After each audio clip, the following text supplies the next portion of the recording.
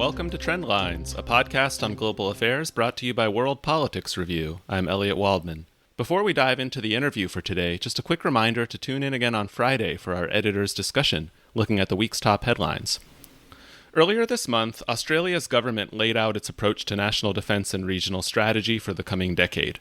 In a speech outlining the plans, Prime Minister Scott Morrison emphasized the need to, quote, prepare for a post-COVID world that is poorer, that is more dangerous, and that is more disorderly.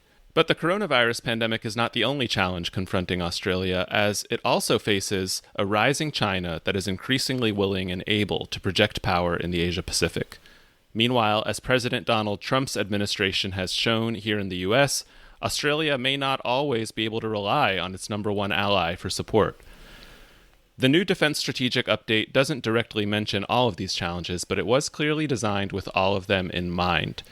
Joining me now to dig into all of this is Sam Roggeveen. He's Director of the International Security Program at the Lowy Institute, and he joins us from Canberra. Sam, welcome to Trendlines. Good. Thank you, Elliot. Nice to be with you. So it seems like one of the most significant aspects of this announcement was the geographical rebalancing aspect. Morrison noted in his remarks that since 2016, Australia's defense establishment has given equal weight to its global operations and to defense of its immediate periphery. But now there's going to be a greater focus on the region surrounding Australia. To put this move in context, what kind of shift does it represent from the past 2 decades of Australian strategic thinking? Well, I think it's largely a rhetorical shift, actually, which is not to downplay it. I mean, rhetoric and messaging and signalling clearly matters in international relations and in international security. But I think it's fair to say that what the Morrison government has done is signalled in this case that requests from the United States for Australian participation in military operations outside the Indo-Pacific region are going to be looked at a little more sceptically in future.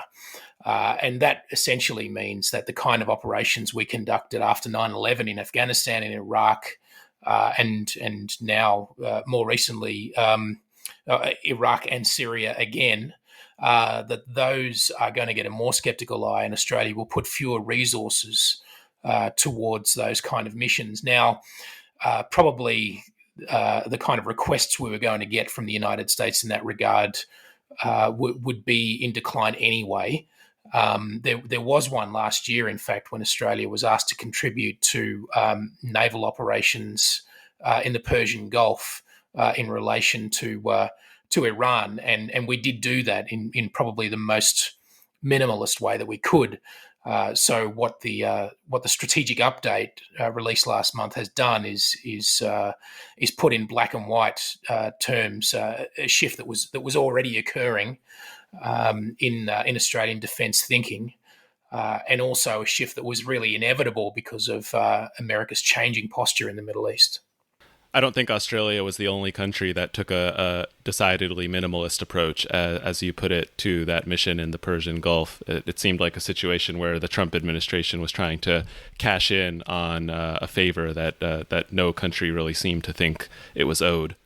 Well, indeed, and it simply defies strategic logic now for Australia to be throwing its resources around in that way, and really it corrects what I would say was an error in our strategic thinking from the early post 9/11 period, where we did really, I was going to say we embraced the Bush administration's logic that Islamist terrorism was an existential threat to the West. In fact, we didn't quite embrace that logic, and our military commitments to American missions in support of the global war on terrorism were actually quite, reasonably modest, and we got a large diplomatic return in what was really quite a modest contribution. But even that modest contribution is now, I think, quite rightly and defensively being wound back. What were some of the other highlights from the announcement of this strategic defense update that jumped out at you as noteworthy? Well, the emphasis on long range strike actually jumped out at me. It wasn't terribly specific, but and so it didn't talk about particular weapons acquisitions, or it didn't even talk about the kind of range that was implied by the phrase long range. So it didn't say whether it was thousands of kilometres. Although I think you can read into the document that the Australian government is looking at developing capabilities for striking targets with high precision at thousands of kilometres of range. Now that jumped out at me. That is a big shift, I think, in our strategic posture. It's something that we've had in the past. Australia was the only regional country with that kind of capabilities back in the time when we had a couple of squadrons of F-111s. We were the only export customer, in fact, in the world for the American F-111. But that's when that aircraft was retired, that's a capability that we more or less retired as well. And I've been in the school, I think probably in the minority, I would say, but I'm in the school which says that reviving that kind of capability now is a bad idea for Australia. And that's because the region in which we are proposing to introduce a capability like that is very different. So when we bought the F-111, we actually ordered the F-111 in the 1960s, wasn't delivered till the 1970s. But no Asian country, not China, not Indonesia, not any country in our region was really powerful enough to respond. But of course, the circumstances have changed now. And so we would be introducing that kind of offensive capability into a region in which we are no longer the senior security partner, and in which I would argue our ally is destined to not very long be the senior strategic partner. So I think we need to tailor our defence strategy toward a much more non-offensive capability. We need a very strong defence force, of course, so that we can't be coerced, but it doesn't have to be a force that is tailored towards offensive strike, because our capabilities are always going to be modest in that regard. We'll always be overwhelmed, and I think we're far better off with adopting a mentality where Australia essentially becomes. Well, I hesitate to use the word fortress, but because that shouldn't be our kind of mentality. At least in our foreign policy, but we should adopt a mentality where it becomes simply too costly for any adversary, China included, to threaten military force against Australia.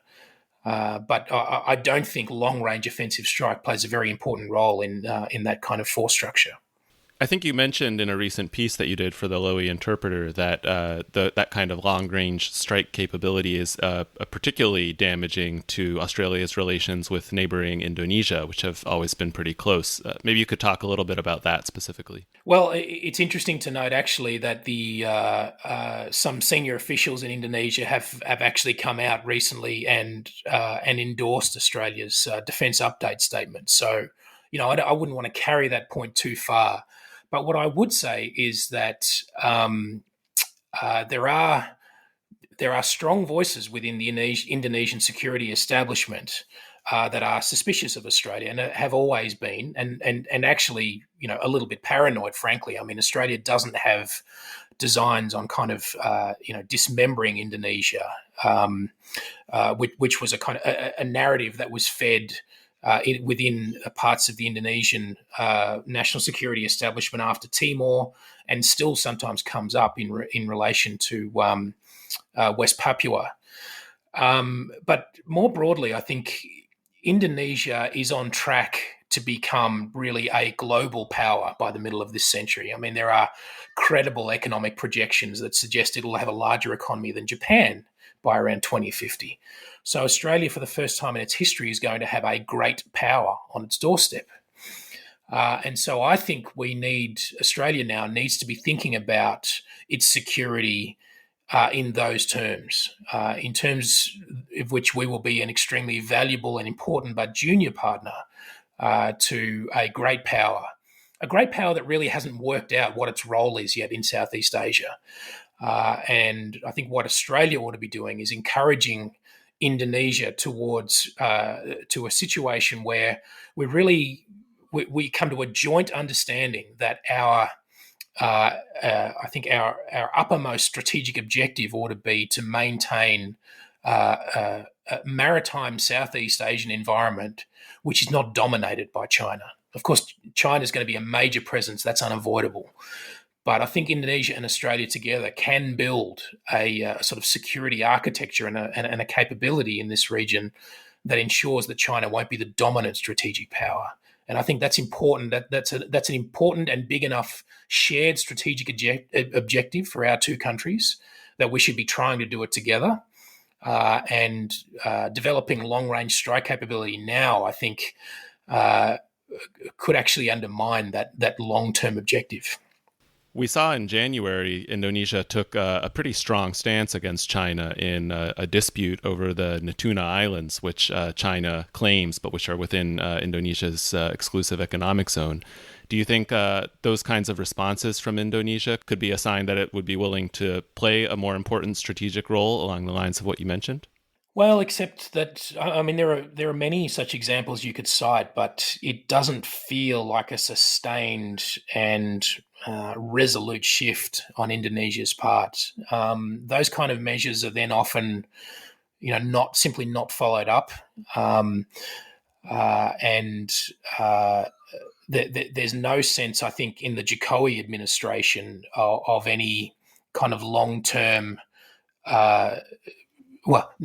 No sense that they have a long-term plan or really really an understanding of what the emerging strategic environment is likely to mean for Indonesia, what China's rise will mean in strategic terms. I mean, the Jokowi administration seems centered in its foreign policy, thinking largely on commercial and economic objectives for Indonesia rather than strategic objectives. So, and then of course there's simply the long-term problem in Indonesia of a lack of capacity. So there's a lack of state capacity in Indonesia generally, not just in defence and foreign affairs, of course, but more importantly in health, in education, and so on. That's a huge problem that needs to be fixed, and will act as a kind of, if it's not fixed, will act as a permanent damper on any sense that Indonesia can be a world power in the terms that I suggested earlier on. So if Indonesia can only partly solve that problem, if it can become, for instance, if it can tax more efficiently and, for instance, and build a stronger state apparatus, then yes, Indonesia by the middle of this century will be a great power, but that's still a massive hurdle to overcome. Now, coming back to Australia's strategy, clearly the focus of the concern here is on a rising China, as you mentioned earlier.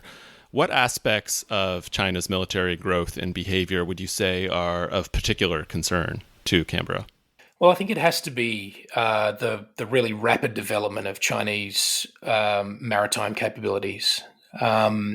And I mean, just not just the Chinese Navy, of course, although that's a core concern, but also the development of long-range air power and military bases on the artificial islands in the South China Sea, bases which will have military capacity if they are not outright military bases already. So I think what Australia worries about is that China can now project military power, significant military power, much closer to the Australian landmass and to Australia's area of direct interest than any great power has before, other than powers with which we've been friendly, such as the United States or the United Kingdom. And that's why also the reports that emerged early last year of China approaching several states, micro-states such as Vanuatu and also the Papua New Guinea government about the possibility of China using ports for military purposes. That's why those reports were so worrying and why Australia was so quick to move diplomatically to try to counter those initiatives. And although there was some reporting at the time that some suggestion at the time that the media reporting was exaggerated or wrong. In fact, I mean, my understanding is that there were approaches made by Chinese authorities to local governments, and they were preliminary in nature. And so at the time, it was relatively easy for Australia to make counter moves. But nevertheless, I'm satisfied that it did happen. So other than the example of Imperial Japan, it would be the first time that a great power, which is not also an ally, would have the strategic reach to threaten the Australian landmass and our surrounding waters. Something we've also seen in recent years is an increased willingness on the part of the Chinese government to engage in influence campaigns and interfere in the domestic politics of other countries where it has a strategic interest to do so. And there have been a number of cases in Australia, particularly involving the United Front Work Department, the part of the Chinese Communist Party that tries to influence political affairs overseas. Talk a little bit about that and to the extent to which that might be motivating this change in Australia's strategic calculus. Look, I think we can date the dramatic shift in the tone of Australia's China debate to roughly 2018, when a politician from the upper house of our federal parliament, Senator Sam Dastyari, was forced to resign over revelations that some of his foreign travel had been funded by a Chinese entity. And then subsequently, there were further public revelations about his connections to individuals and entities that were, that had connections with the Chinese government. And since then, there's been various measures put in place, including some fairly major changes to our foreign interference laws, and a change of emphasis by our domestic security agencies towards countering foreign interference and countering foreign espionage. So yes, that's definitely been a major aspect of the shift in the China debate, and that in turn, I think, has fed into the kind of statements that we've seen that we saw last month when we released our strategic update, which, as you said earlier, is very much China focused, although it's not always openly spoken of that way. I do think, though, that the foreign interference element of the China debate has perhaps been overstated in our national debate. It's something we have coped with before. I mean, it's taking new forms because of the cyber angle, of course. But Australia has long since had national security agencies that have dealt with foreign interference and foreign spying. It's not an unprecedented problem for Australia. What is unprecedented, as I mentioned earlier, is that we've now got a great power in China developing the capability to project military power very far from its shores towards Australia.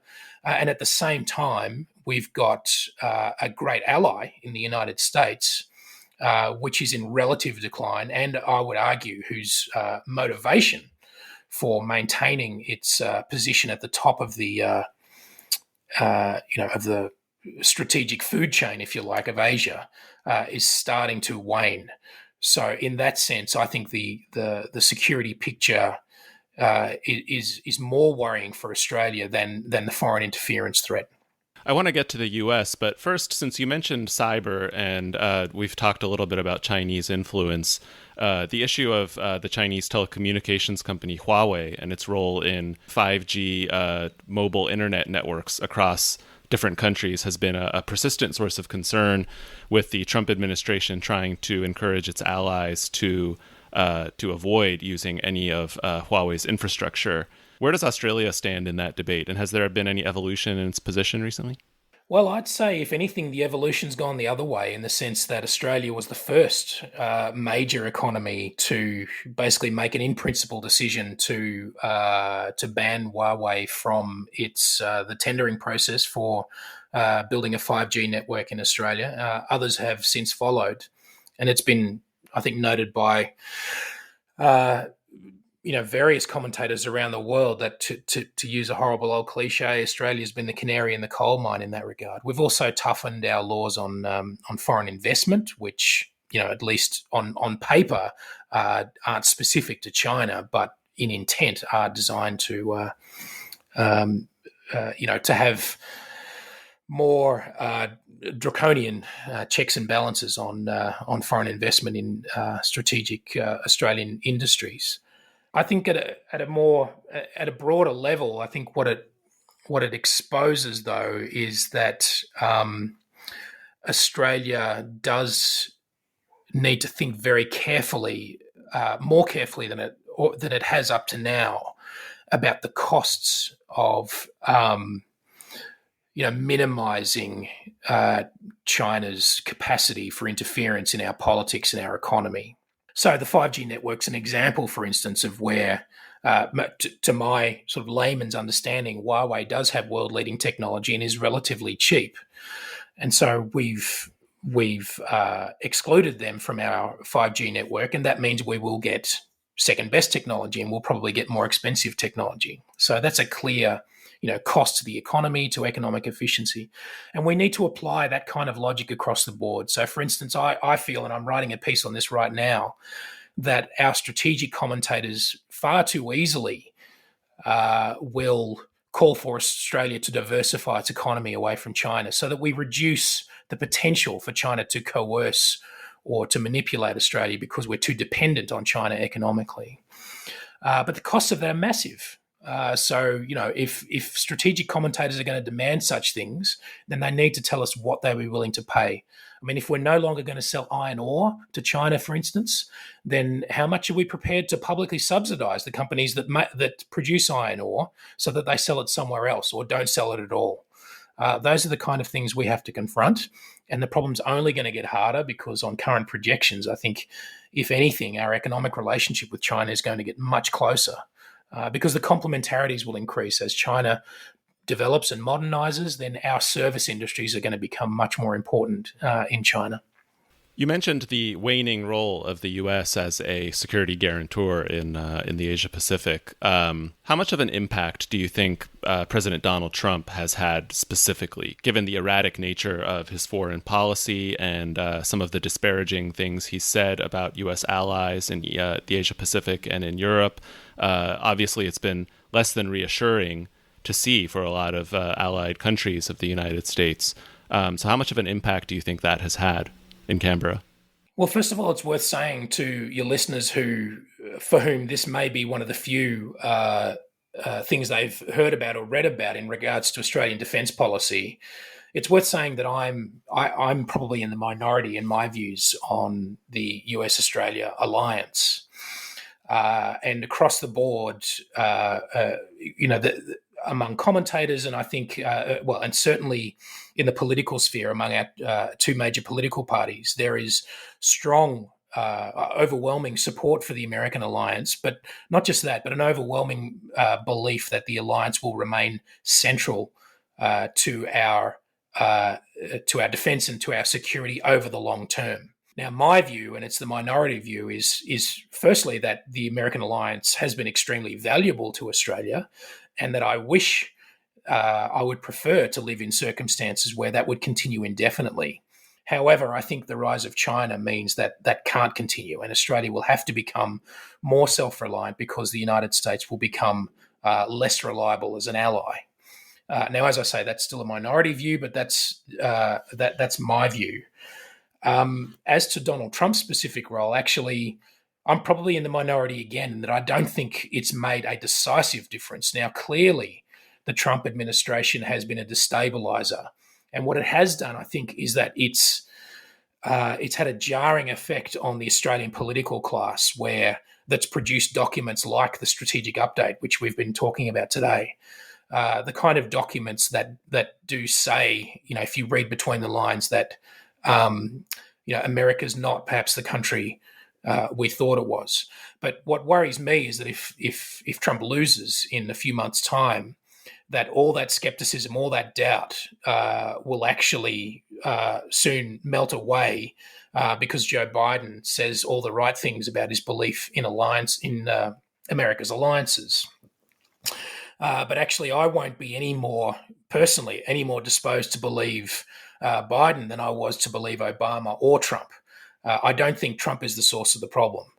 The source of the problem is much more systemic and much more long term, which is that we are witnessing a once in a century shift of economic power towards not just China, but to many rising great powers in Asia, including of course India, but Indonesia, potentially at some point a unified Korea.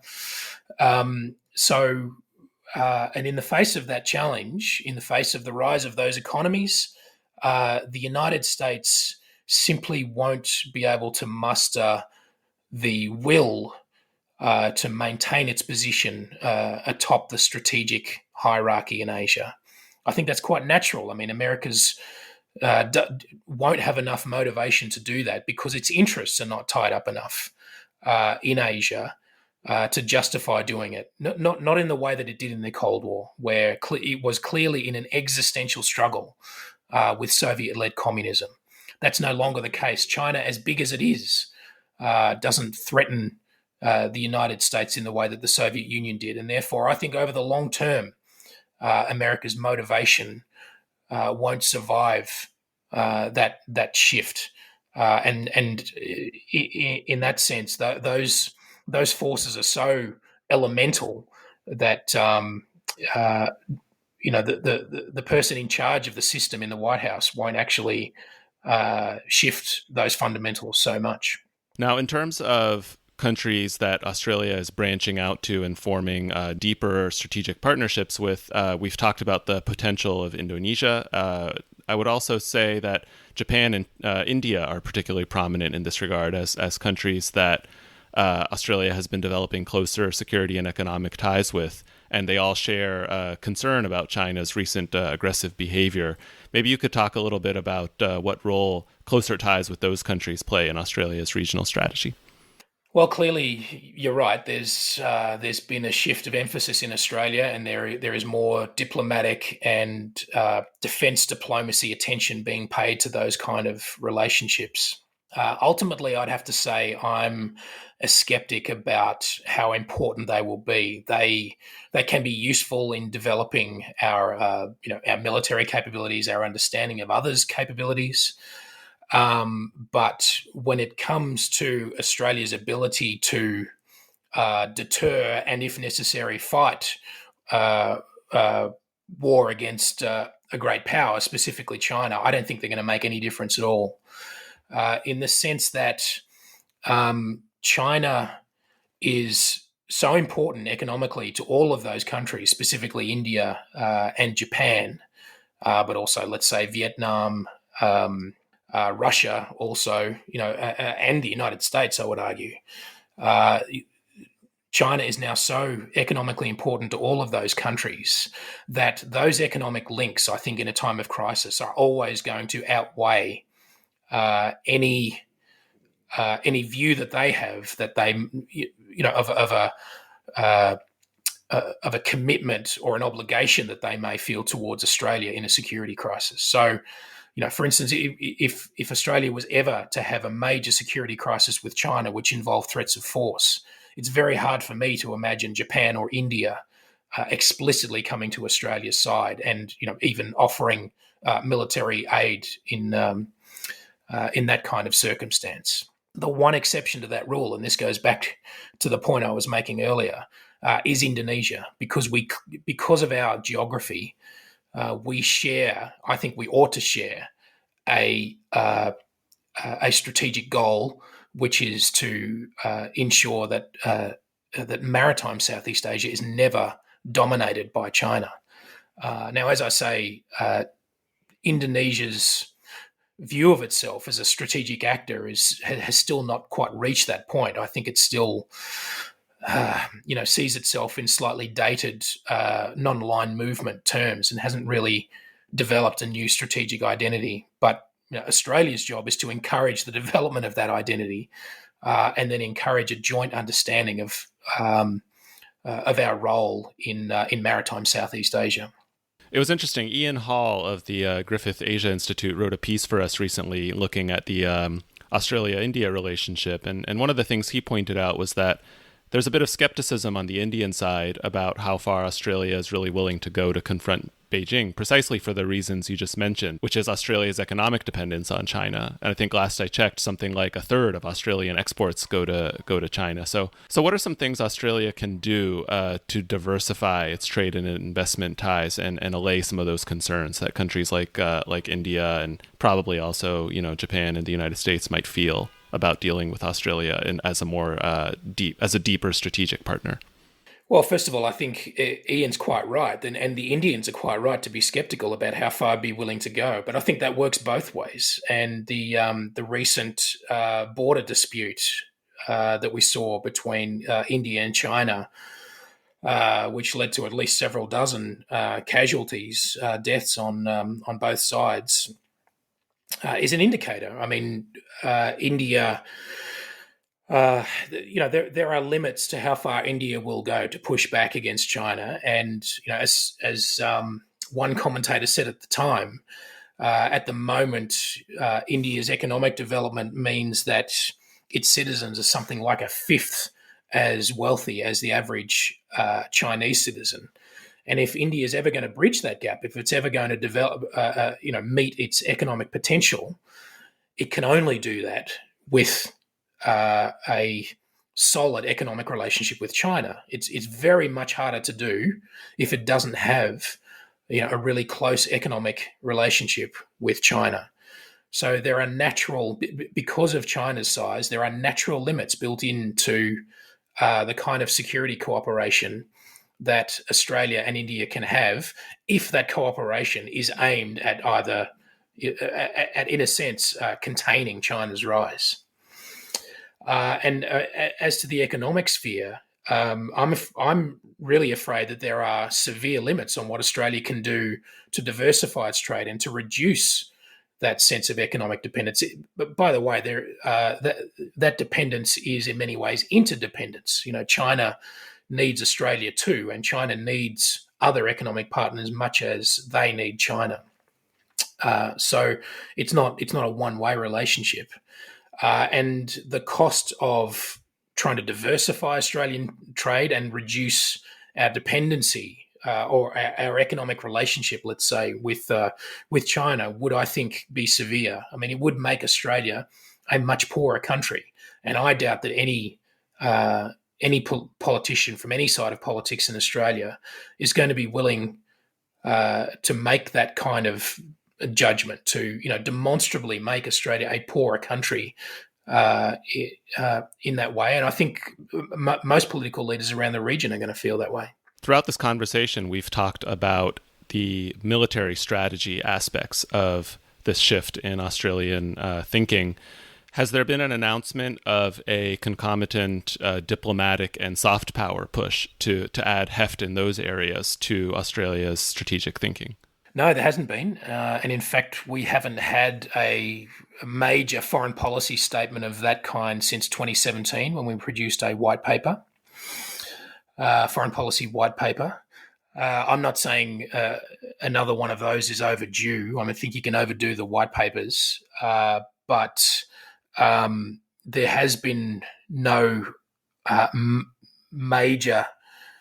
I mean, there are politicians make speeches all the time, of course, but there's been no sort of major speech that that signals a new direction that would reflect the kind of new strategic direction that we've set out upon in this defence strategic update. So I think that's probably overdue. And personally, where I think that ought to go is that.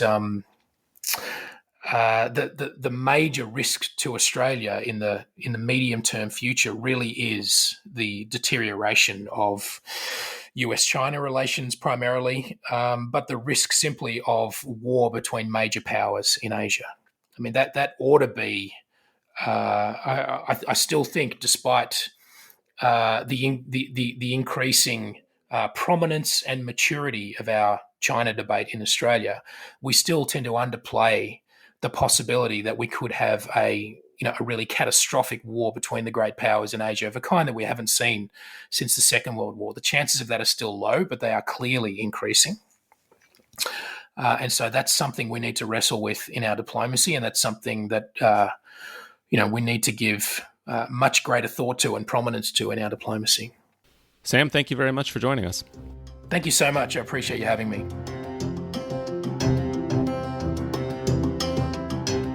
Sam Roggeveen is director of the International Security Program at the Lowy Institute in Australia. He joined us from Canberra.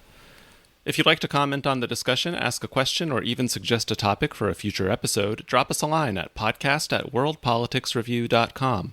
Trendlines is produced and edited by Peter Dury. You can follow him and WPR on Twitter. And while you're at it, don't forget to sign up for our free daily newsletter. It's the best way to keep up with what we're publishing, and you'll also get a code for a 25% discount off an annual subscription. To sign up, go to wpr.pub/trendlines. That's wpr.pub/trendlines. Thanks for listening, and tune in again next week.